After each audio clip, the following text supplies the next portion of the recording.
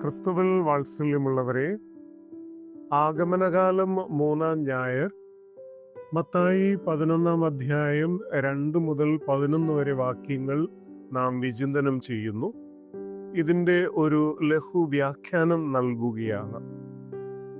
ആഗമനകാലം 3-ാം ഞായറായ ഇന്ന് ഒരിക്കൽ കൂടി സ്നാപയോഹന്നാനെ സംബന്ധിക്കുന്ന വിഷയങ്ങളാണ് വിചിന്തനത്തിനായി സഭ നമുക്ക് നൽകുന്നത്. സ്നാപയോഹന്നാന്റെ ദൗത്യം വരാനിരിക്കുന്ന ക്രിസ്തുവിനെ ലോകത്തിന് കാണിച്ചു കൊടുക്കുക എന്നതായിരുന്നു. ആ ദൗത്യം അദ്ദേഹം നിർവഹിക്കുകയും ചെയ്തു. യേശു തന്റെ പരസ്യ ജീവിതം ഇതിനോടകം ആരംഭിച്ചു കഴിഞ്ഞു. ഇതിനിടയിൽ യോഹന്നാൻ കാരാഗൃഹത്തിൽ അടയ്ക്കപ്പെടുകയാണ്. അവിടെ വച്ച് യോഹന്നാൻ ഉണ്ടായ ഒരു സംശയമാണ്, താൻ ചൂണ്ടിക്കാണിച്ച വ്യക്തി യഥാർത്ഥത്തിൽ ക്രിസ്തു തന്നെയാണോ എന്ന ചോദ്യം. ഇപ്രകാരം ഒരു സംശയം യോഹന്നാൻ ഉണ്ടാകുവാൻ തക്കതായ ചില കാരണങ്ങളുണ്ട്. അക്കാലത്ത് യഹൂദർ വരാനിരിക്കുന്ന രക്ഷകനെ കുറിച്ച് പഴയ നിയമത്തിന്റെ അടിസ്ഥാനത്തിൽ 3 ധാരണകൾ പുലർത്തിപ്പോന്നിരുന്നു. ഒന്ന്, അവർ പ്രതീക്ഷിച്ചിരുന്ന രക്ഷകൻ നീതിമാന്മാർക്ക് പ്രതിഫലവും അധർമ്മികൾക്ക് ശിക്ഷയും കൽപ്പിക്കുന്ന വിധിയാളനായിരിക്കും. ഏശയ്യാ 13:11 കാണാം. 2, വരാനിരിക്കുന്ന രക്ഷകൻ അതിശീഘ്രം പ്രപഞ്ചത്തിൽ ആഗതനായി ദൈവരാജ്യം സ്ഥാപിച്ച് കടന്നു പോകുന്നവനായിരിക്കും. ദാനിയേലിന്റെ പുസ്തകത്തിലാണ് ഇതിനെക്കുറിച്ച് വിവരണമുള്ളത്. 3, ദേശാധിപത്യത്തിൽ നിന്ന് തങ്ങളെ രാഷ്ട്രീയമായി വിമോചിപ്പിച്ച് ഒരു സ്വതന്ത്ര ദേശത്തിന്റെ പൗരന്മാരായി രൂപാന്തരപ്പെടുത്തുന്നവനായിരിക്കും വരാനിരിക്കുന്ന രക്ഷകൻ. ഇതിന്റെ സൂചന 2 സാമുവേൽ 7-ാം അധ്യായത്തിലുണ്ട്. മേൽ സൂചിപ്പിച്ച ക്രിസ്തുവിനെ സംബന്ധിക്കുന്ന 3 ധാരണകളിൽ സ്നാപയോഹന്നാൻ ഉൾക്കൊണ്ടത് ഒന്നാമത്തേതായിരുന്നു, അതായത് വിധിയാളനായ ക്രിസ്തു. എന്നാൽ കാരാഗൃഹത്തിൽ കിടക്കുമ്പോൾ ക്രിസ്തുവിന്റെ പ്രവർത്തനങ്ങളെക്കുറിച്ച് യോഹന്നാന് ലഭിക്കുന്ന അറിവ് അവന്റെ പ്രതീക്ഷയിൽ നിന്ന് വ്യത്യസ്തമാണ്. യേശുവിന്റെ പ്രസംഗവും സൗഖ്യമാക്കലും മറ്റു കാരുണ്യ പ്രവർത്തികളും നിറഞ്ഞ പ്രവർത്തനങ്ങളെക്കുറിച്ച് കേട്ടപ്പോൾ യോഹന്നാന്റെ പ്രതീക്ഷകൾക്ക് ഇളക്കം തട്ടി. തന്റെ പ്രതീക്ഷകൾക്കൊത്ത ക്രിസ്തുവിനെ യേശുവിൽ ദർശിക്കാൻ കഴിയാത്തതിനാൽ അവിടുന്ന് തന്നെയാണോ യഥാർത്ഥ ക്രിസ്തുവെന്ന് സംശയിച്ച യോഹന്നാൻ സ്ഥിരീകരണത്തിനായി തന്റെ ശിഷ്യരെ യേശുവിന്റെ അടുക്കലേക്ക് അയക്കുന്നു. യോഹന്നാനാൽ അയക്കപ്പെട്ട ശിഷ്യരോടുള്ള യേശുവിന്റെ പ്രതികരണമാണ് തുടർന്ന് സുവിശേഷകൻ വിവരിക്കുന്നത്. താൻ ക്രിസ്തു ആണോ അല്ലയോ എന്ന് വ്യക്തമായ ഒരു ഉത്തരം യേശു യോഹന്നാന്റെ ശിഷ്യർക്ക് നൽകുന്നില്ല. പകരം അതുവരെയുള്ള പരസ്യജീവിത കാലത്ത് യേശു പ്രസംഗിച്ചതും പ്രവർത്തിച്ചതും, അതായത് കേട്ടതും കണ്ടതും അവരുടെ ഗുരുവായ യോഹന്നാനെ അറിയിക്കുവാനാണ് യേശു അവരോട് ആവശ്യപ്പെടുന്നത്. യേശുവിൽ നിന്ന് അവർ കേട്ടത് ദരിദ്രരോടുള്ള സുവിശേഷ പ്രഘോഷണവും യേശുവിൽ അവർ കണ്ടത് അന്ധർക്ക് കാഴ്ച നൽകുന്നതും മുടന്തരെ സൗഖ്യമാക്കുന്നതും കുഷ്ഠരോഗികളെ ശുദ്ധമാക്കുന്നതും ഊമരെ സുഖമാക്കുന്നതും മരിച്ചവരെ ഉയർപ്പിക്കുന്നതും ആയ പ്രവർത്തികളായിരുന്നു. യേശുവിന്റെ വാക്കുകളും പ്രവർത്തികളും യേശുവിൽ നിക്ഷിപ്തമായിരിക്കുന്ന രക്ഷാകര ദൗത്യത്തിന്റെ തുറന്ന അടയാളങ്ങളായിരുന്നു. പ്രസ്തുത രക്ഷാകര അടയാളങ്ങൾ പ്രവാസികളായി കഴിഞ്ഞിരുന്ന ജനതയ്ക്ക് യേശയ്യാ പ്രവാചകനിലൂടെ ദൈവം വാഗ്ദാനം ചെയ്തിട്ടുണ്ട്. അവ ഇന്നത്തെ ഒന്നാം വായനയിലൂടെ നാം ഇപ്രകാരം ശ്രവിക്കുന്നു: ദുർബല കരങ്ങളെ ശക്തിപ്പെടുത്തുകയും ബലഹീനമായ കാൽമുട്ടുകളെ ഉറപ്പിക്കുകയും ചെയ്യുവിൻ. ഭയപ്പെട്ടിരിക്കുന്നവരോട് പറയുവിൻ, ഭയപ്പെടേണ്ട, ധൈര്യം അവലംബിക്കുവിൻ. ഇതാ നിങ്ങളുടെ ദൈവം പ്രതികാരം ചെയ്യാൻ വരുന്നു. ദൈവത്തിന്റെ പ്രതിഫലവുമായി വന്ന് അവിടുന്ന് നിങ്ങളെ രക്ഷിക്കും.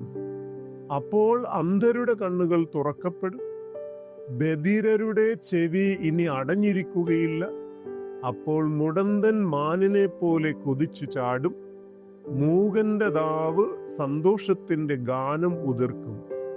വരണ്ട ഭൂമിയിൽ ഉറവുകൾ പൊട്ടി പുറപ്പെടും, മരുഭൂമിയിലൂടെ നദികൾ ഒഴുകും. യേശയ്യാ 35:3-6 വരെ. വരാനിരിക്കുന്ന ക്രിസ്തുവിലൂടെ നിർവഹിക്കപ്പെടേണ്ട ദൈവത്തിന്റെ വാഗ്ദാനങ്ങൾ പൂർത്തീകരിക്കപ്പെടുന്നത് യേശുവിലൂടെയാണ്. ഇക്കാര്യം യോഹന്നാൻ ഗ്രഹിക്കേണ്ടതിനാണ് തന്നെ സമീപിച്ച യോഹന്നാന്റെ ശിഷ്യരോട് യേശു ഇക്കാര്യങ്ങൾ അരുൾ ചെയ്യുന്നത്. യേശുവാണോ ക്രിസ്തു എന്ന് യോഹന്നാന്റെ സംശയത്തിന് ഇനി പ്രസക്തിയില്ല. യോഹന്നാന്റെ ശിഷ്യർ അപ്രത്യക്ഷമായി കഴിയുമ്പോൾ തനിക്ക് ചുറ്റും നിന്നവരോട് യോഹന്നാനെ കുറിച്ച് യേശു പറയുന്നതാണ് സുവിശേഷകൻ ഇന്നത്തെ ഈ വചനഭാഗത്തിൽ അവസാനമായി രേഖപ്പെടുത്തുന്നത്.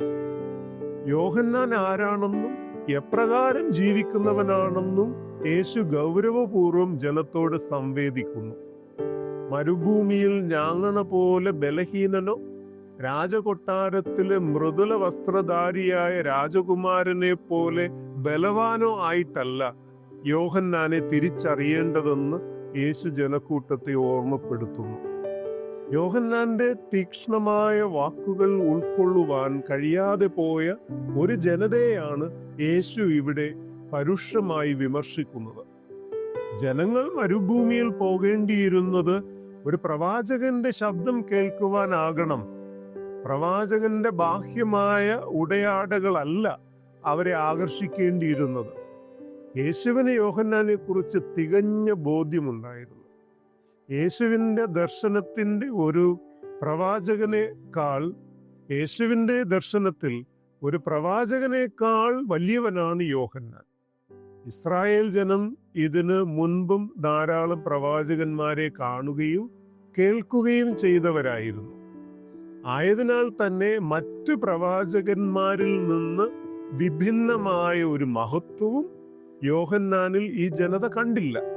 എന്നാൽ തനിക്ക് വഴിയൊരുക്കുവാനായി മുന്നേ അയക്കപ്പെട്ടവനും ദൈവ ഉടമ്പടിയുടെ സന്ദേശവാഹകനും ആയിട്ടാണ് യേശു യോഹന്നാനെ ജനസമക്ഷം അവതരിപ്പിക്കുന്നത്. കൂടാതെ യോഹന്നാൻ സ്ത്രീകളിൽ നിന്ന് ജനിച്ചവരിൽ വലിയവനുമാണ്. എന്നാൽ യോഹന്നാനിൽ യേശു ദർശിച്ച മഹത്വം എന്തൊക്കെയായിരുന്നാലും സ്വർഗരാജ്യത്തിൽ അവനുള്ള സ്ഥാനം ചെറിയവരുടെ താഴെയാണ്. ഇവിടെ ചെറിയവൻ അഥവാ ലിറ്റിൽ വൺ എന്ന പ്രയോഗം എക്കാലത്തെയും യേശുവിന്റെ ശിഷ്യരെ സൂചിപ്പിക്കുന്നു.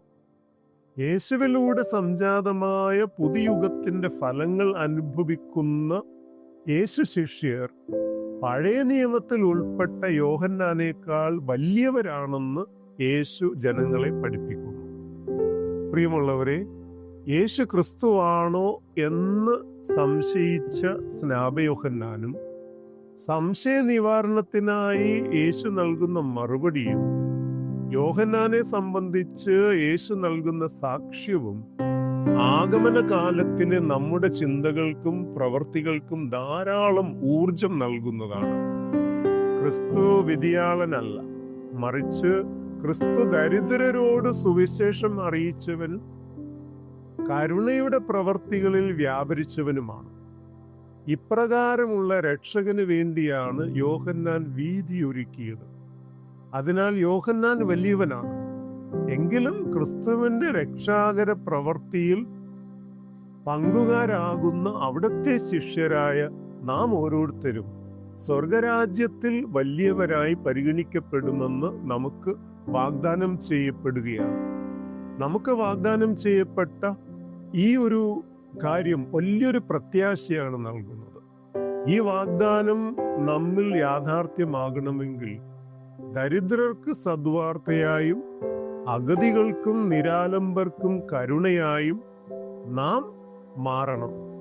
പരോപകാര സിദ്ധാന്തവുമായി പൊരുത്തപ്പെടാൻ കഴിഞ്ഞാൽ മാത്രമേ നാം ആഗ്രഹിക്കുന്ന ദൈവരാജ്യ മഹത്വം നേടുവാൻ കഴിയൂ. ദൈവം നമ്മെ സമൃദ്ധമായി അനുഗ്രഹിക്കട്ടെ.